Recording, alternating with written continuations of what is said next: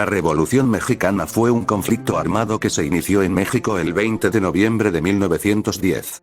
Los antecedentes del conflicto se remontan a la situación de México bajo la dictadura conocida como el Porfiriato. Hola. Mi nombre es Alan, y este es mi video acerca de la Revolución Mexicana.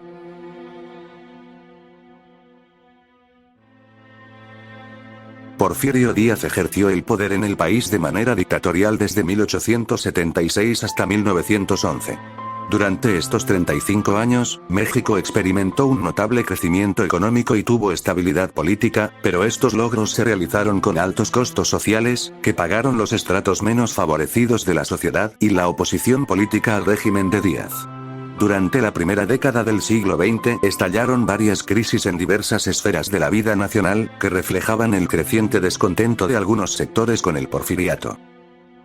Cuando Díaz aseguró en una entrevista que se retiraría al finalizar su mandato sin buscar la reelección, la situación política comenzó a agitarse.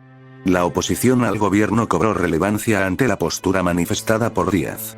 En ese contexto, Francisco I. Madero realizó diversas giras en el país con miras a formar un partido político que eligiera a sus candidatos en una asamblea nacional y compitiera en las elecciones. Díaz lanzó una nueva candidatura a la presidencia y Madero fue arrestado en San Luis Potosí por sedición. Durante su estancia en la cárcel se llevaron a cabo las elecciones que dieron el triunfo a Díaz. Madero logró escapar de la prisión estatal y huyó a los Estados Unidos.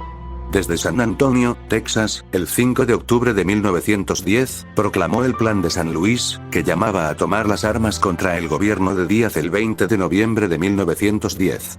El conflicto armado se inició en el norte del país y posteriormente se expandió a otras partes del territorio nacional. Una vez que los sublevados ocuparon Ciudad Juárez, Chihuahua, Porfirio Díaz presentó su renuncia y se exilió en Francia.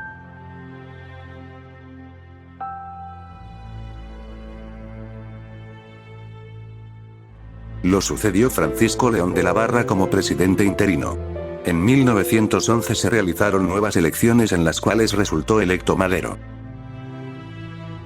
Desde el comienzo de su mandato tuvo diferencias con otros líderes revolucionarios, que provocaron el levantamiento de Emiliano Zapata y Pascual Orozco contra el gobierno maderista.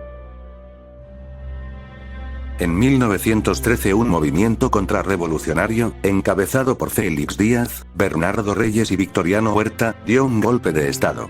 El levantamiento militar, conocido como Decena Trágica, terminó con el asesinato de Madero, su hermano Gustavo y el vicepresidente Pino Suárez.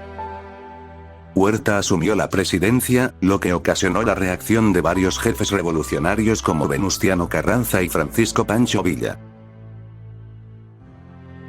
Tras poco más de un año de lucha, y después de la ocupación estadounidense de Veracruz, Huerta renunció a la presidencia y huyó del país. A partir de ese suceso se profundizaron las diferencias entre las facciones que habían luchado contra Huerta, lo que desencadenó nuevos conflictos. Carranza, jefe de la revolución, de acuerdo con el Plan de Guadalupe, convocó a todas las fuerzas a la Convención de Aguascalientes para nombrar un líder único. En esa reunión Eulalio Gutiérrez fue designado presidente del país, pero las hostilidades reiniciaron cuando Carranza desconoció el acuerdo.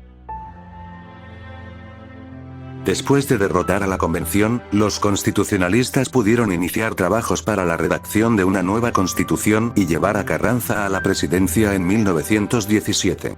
La lucha entre facciones estaba lejos de concluir.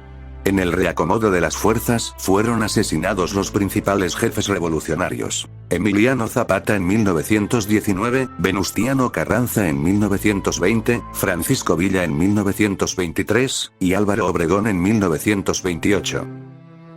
Actualmente no existe un consenso sobre cuándo terminó el proceso revolucionario. Algunas fuentes lo sitúan en 1917, con la proclamación de la Constitución mexicana en 1924 con la presidencia de Plutarco Elías Calles, o en 1928 con el asesinato del reelecto presidente Álvaro Obregón. Incluso hay algunas que aseguran que el proceso se extendió hasta los años 1940, como Alfonso Taracen.